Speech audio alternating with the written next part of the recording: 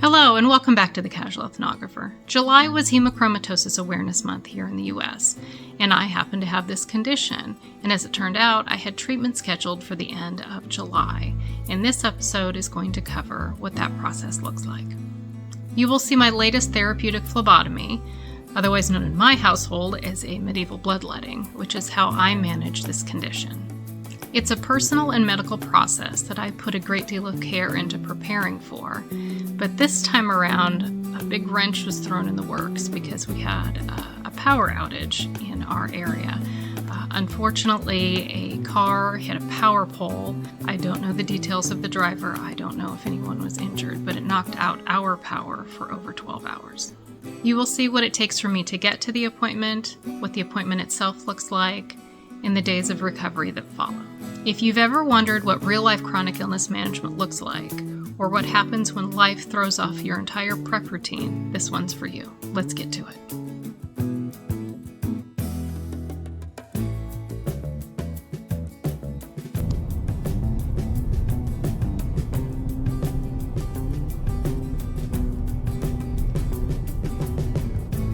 The morning of a therapeutic phlebotomy is usually calm, slow-paced, and meticulously planned, but not this time. A power outage the night before meant no laundry, no dishes, no meal prep, no real prep at all. And now here I was, running behind, tired, and low on gas. Not ideal. I drive an hour each way for these appointments, and normally I'd blast my Gen X tunes to relax and make the most of the situation. Think Dr. Dre, Snoop Dogg, DJ Kool, The Black Crowes, TLC, Nirvana, Digital Underground, Otis Redding, Delight's Groove is in the Heart, whatever the satellite radio gods offer me on my favorite stations. By the way, it is not okay that Beastie Boys' Fight for Your Right to Party is 39 years old. But back to why I can't play any of that. Copyright rules. So all you get here is me, the road noise, and a swirl of anxious thoughts. One of the big ones, whether I'll feel strong enough to drive myself home after the procedure. It's always in the back of my mind, especially when the prep hasn't gone to plan. This particular morning, traffic moved along well, except for one hiccup. While I was waiting to merge onto SR3, some jackwagon pulling a trailer decided I wasn't pulling out fast enough for their liking. They laid on the horn, pulled up to my left, yes, my left, trying to merge right in front of me, all while giving me dirty looks. It forced me to inch out farther just to see past them, and as soon as I had a safe gap, I took it. They pulled out right behind me, and not safely. Had I gotten their plate number, I probably would have reported them for reckless driving, but instead, I just drove on. And a quick side note, if you're wondering why the driving footage isn't great quality, it's because I don't have a phone mount in my van. I did the best I could resting the phone when I could safely, just to give you a feel for the drive. It has been one heck of a morning trying to get myself out of the house for this appointment, but I just made it to the hospital, so I am packing up my bag so that I can go inside, and I didn't pay any attention to my gas tank before I left, so I'm going to have to get gas as soon as I leave the hospital, so that's super fun. But otherwise, I've got lots of snackies, and I've got a book, and I've got my special sweatshirt with the sleeves that zipper open, so I'm ready to go have my bloodletting done.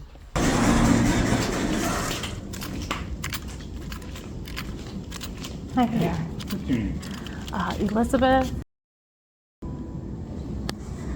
Bert. I am calling from Dr. Wu's office. And we had you scheduled last Friday, the 25th, for an appointment to see our nurse practitioner, Valentina, and have a lab draw that you missed. Yeah, you were scheduled on the 25th, checking in at 1:30 for an appointment.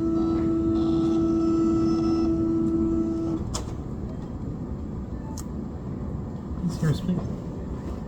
Thank you. Okay. And you're all set? All right, thank you. You're welcome.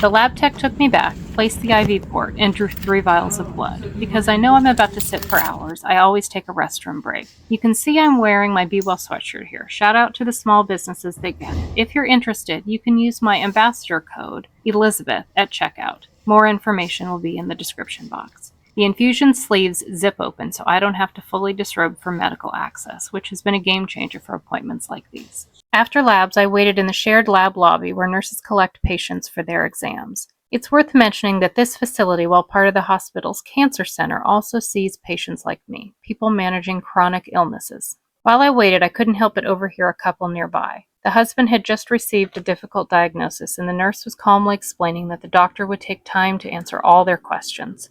It reminded me just how emotionally heavy these spaces can be, for everyone in them. Got a shortage of rooms today. Oh! We've got more people than we've got space for.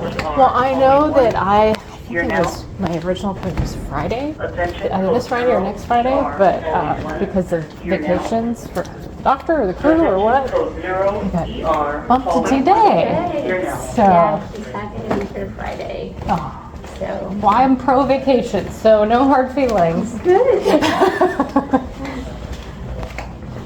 We're happy you're here. Good to see you. Once I got to the exam room and finished with the nurse, I put the camera down. Out of respect for the hospital's policies and honestly my own sense of privacy, I don't film during the actual medical consult. These appointments are where the hematologist checks in, asks about symptoms, and decides how much blood should be taken.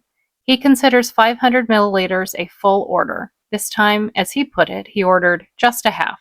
Even though you won't see that part, it's a critical step in making sure I'm getting the continued care I need. The lab results usually don't come in fast enough to inform same-day decisions, so he often uses my labs from the previous visit to determine that day's treatment.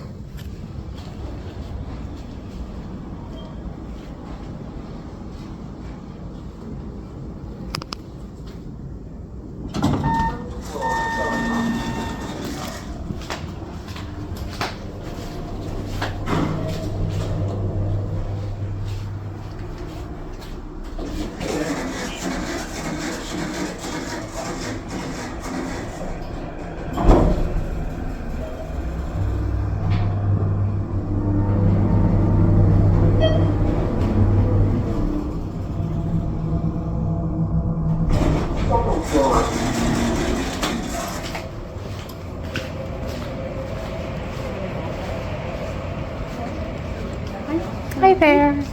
Yes. Elizabeth? And is that Dr. Yes.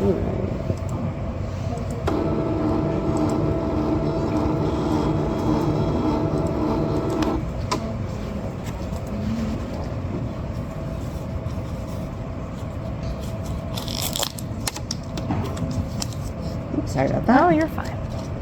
All right, just have a seat. I'll come Okay, on the right. sounds good. Thank you.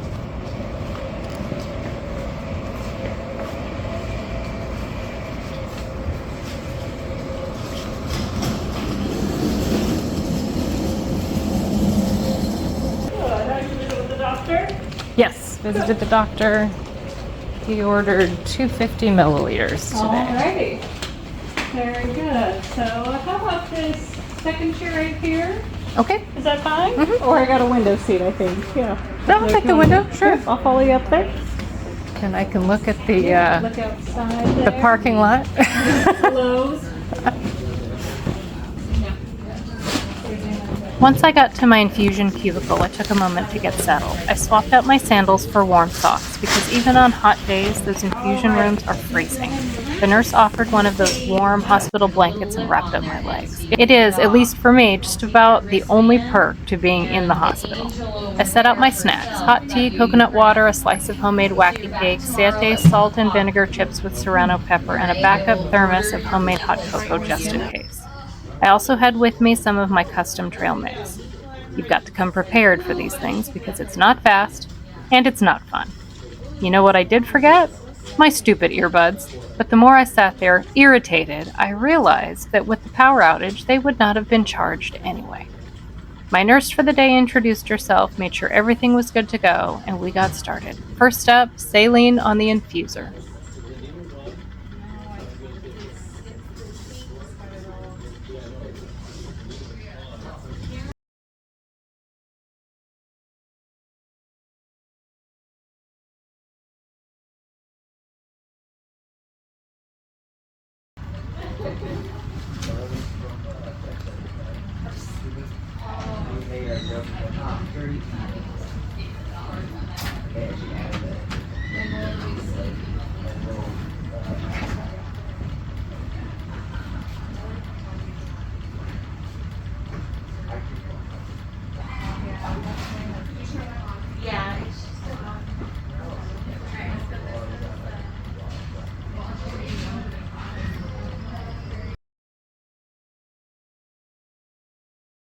See, like, I don't even see a drip anymore.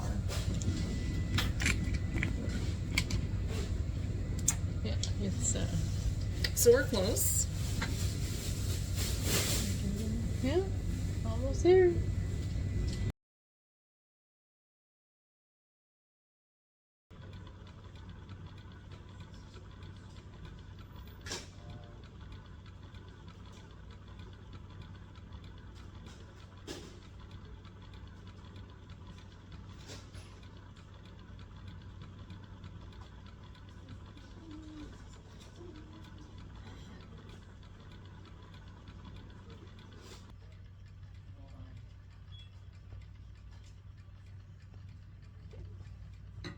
The nurse came over at 4:49 to let me know they were closing at 5. That was my cue to pack up.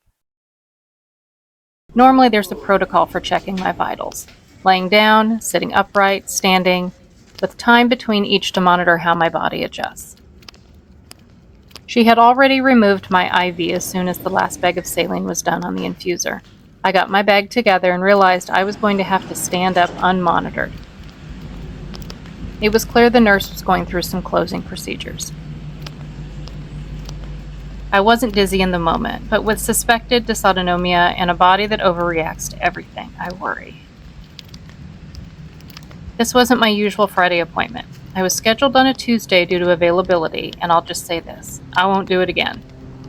I'll be asking for earlier appointments and Fridays only going forward. Side note, my primary care doctor has referred me out multiple times for dysautonomia testing, but the clinics keep finding reasons to decline the referral. 2 only take referrals from inside their own system. Another will give me the tilt table test, but has no one to read the results. It's a maze just trying to get seen, and I have yet to figure it out.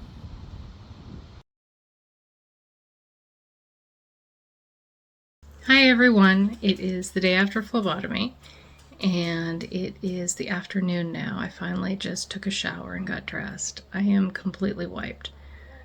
Normally I do this procedure on a Friday so that I have the weekend to have my husband and the kids home with me, but because of vacation schedules at the hospital, I had to do it on a Tuesday. So I am home alone with my kids during summer break, and while they are great kids, I am fending for myself today, which means I'm not really following orders. I haven't really had a quality protein source or much fluid. I'm just too weak to go up and down the stairs to get the things that I need. So I'm laying in bed, resting from the shower. I'm thinking about doing some reading, although my book is all the way over there on the desk, so I'm not sure how that's going to work out, but I have my phone, so worst case, I'll do some doom scrolling. As far as how I'm feeling, So they took 250 milliliters of blood, and that was an approximation because the bottle that they used does not have firm measurements. So the nurses always just kind of write a line at approximately where the doctor has ordered the phlebotomy quantity. And they also take blood in the tubes in the laboratory before I even get to the infusion lab for the phlebotomy. So not sure how much blood is in the tubes, but it's a fair amount of blood loss. And so I just feel generally weak and tired, but not so tired that I am going to nap. So I'm just kind of here and awake and not really moving around. Oh, I guess I could turn on the TV. I do have some things saved on the DVR. But that's my day. That's my day so far. And my husband's going to handle dinner. And I have no idea what I myself am going to eat. Oftentimes on recovery days after phlebotomy, so like day 1 and day 2, this being day 1, I drink a lot of bone broth. And no, I don't make it myself. Should I? Yeah, probably should. But the grocery store sells fabulous bone broth cartons. So that's usually the way that I go. I just pour it in a mug, microwave it, and good enough for me. So at any rate, I hope you all are having a great day. I am going to find a way to occupy myself, and I will check in with you later.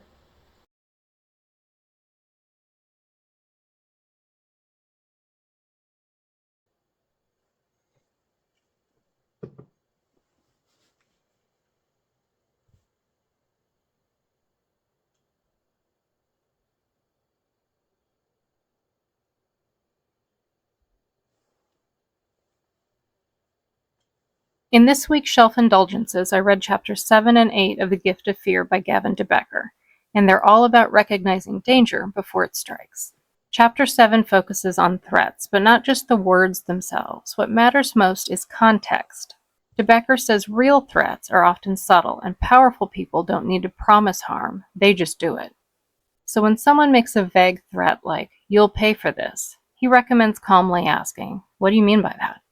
If they can't explain, it's probably not credible. He also warns about reacting defensively. Fear is useful, but panic shuts down your ability to assess risk clearly. Chapter 8 turns to persistence, especially from people who won't take no for an answer. He calls this engage and enrage because every response fuels them. So the advice? Don't respond. Go no contact. It's uncomfortable, but necessary. This section was intense, but incredibly useful. Even small insights here could make a big difference.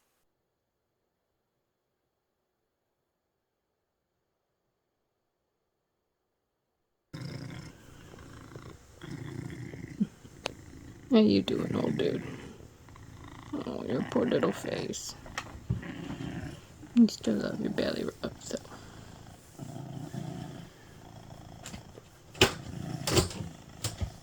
Looks like Maxie's trying to catch a bug.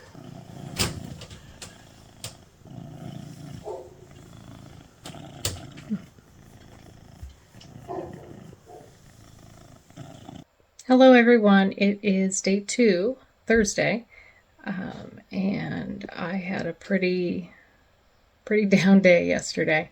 As the evening wore on, I was just absolutely exhausted to the point where I could barely hold the phone up to continue doom scrolling. I did eat a little bit of something and then got back on my computer to do some work.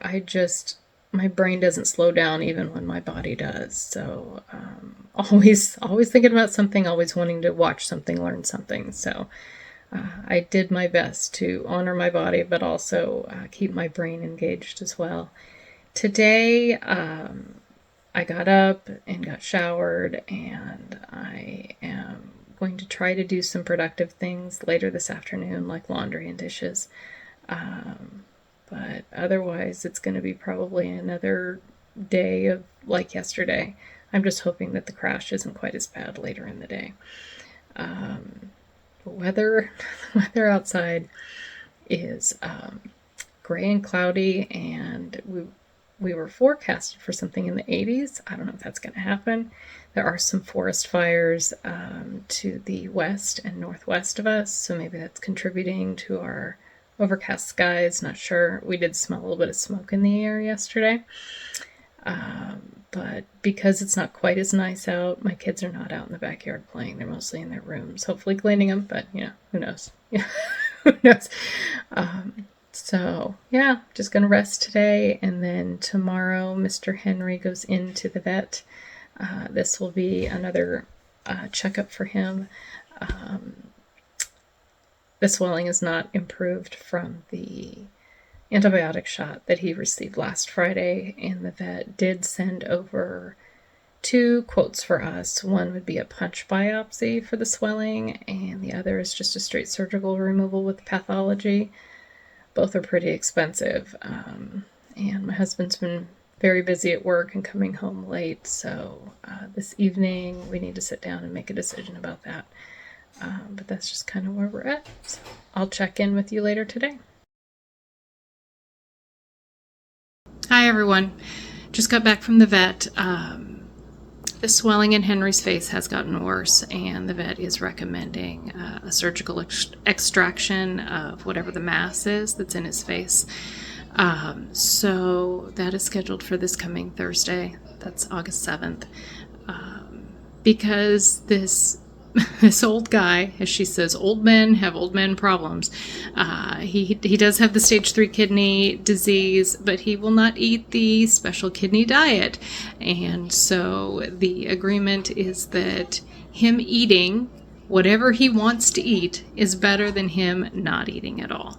So we have invested in a lot of fancy food that I'm going to try and find a home for.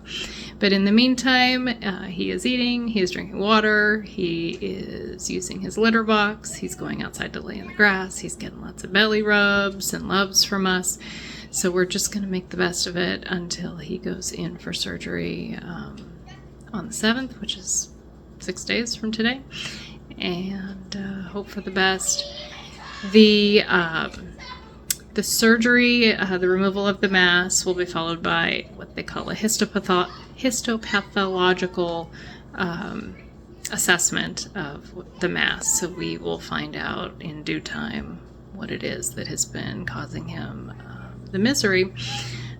But that's that update. I am exhausted from being out and about, and I am going to make myself some cocoa and go get in my bed. I will chat at you later. Hi everyone, it's Friday evening. Made it through the day, rested most of it.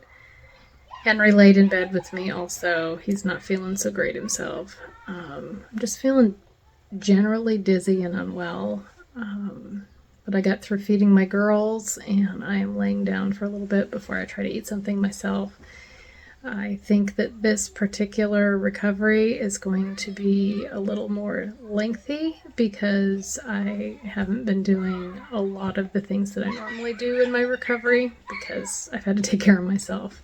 My husband has had a very busy few days, and I've just been left to my own devices, which has not been good, what I can grab, basically. So it is day 4 of recovery, so Saturday. I spent the morning working on work, so I got a short released talking about an update for Henry's appointment yesterday, and started the process of editing for this episode. I need to rest now that I've been setting up all morning, so I'm getting ready to watch the DVR. I'm going to watch an episode of Big Brother.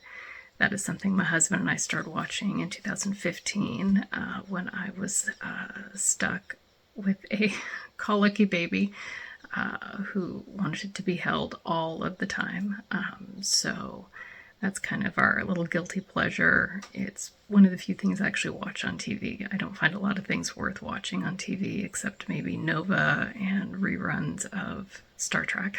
But so that's my plan for today. I do have my favorite bag of chips that I am going to start munching on here in a second. I've got a cup of tea, and that's going to be my next hour, and then I will get get back to editing. Recovering from therapeutic phlebotomies or the medieval bloodlettings is draining, and I appreciate you joining me and observing this process and for putting up with my unmade face as we went. I did my best, but the disrupted prep, the odd appointment day, and the rushed discharge, well, they all added up. I'm okay, I'm not thrilled, but anyone with chronic illness knows that sometimes being just okay is good enough. Going forward, I will be asking my doctor and scheduling staff to book me on a Friday so that I have a little bit more help at home during those initial couple recovery days. I think that has made all the difference in my previous bloodlettings versus this one, and also an earlier appointment day so that I don't feel rushed to get out of the infusion lab because all the nurses want to go home. My next appointment is scheduled in late October. When I'm leaving the infusion lab, they give me the appointment along with my discharge papers, so I don't get to choose them, so I will be calling to reschedule. A Tuesday afternoon in October doesn't work for me for a couple different reasons. One, I'm not going to do a Tuesday afternoon again, and the second reason is I have a mammogram scheduled that day, and I schedule those appointments a year in advance, so I am not missing this appointment. And if you've watched this far, thank you. And if you or someone you love suffers from iron overload or other symptoms like fatigue, joint pain, liver issues, consider asking your provider for testing. It's a simple blood test. I'll include more about that in the description box below. Take care of yourselves, and as always, thank you for being here. I appreciate your presence. I'll see you next time.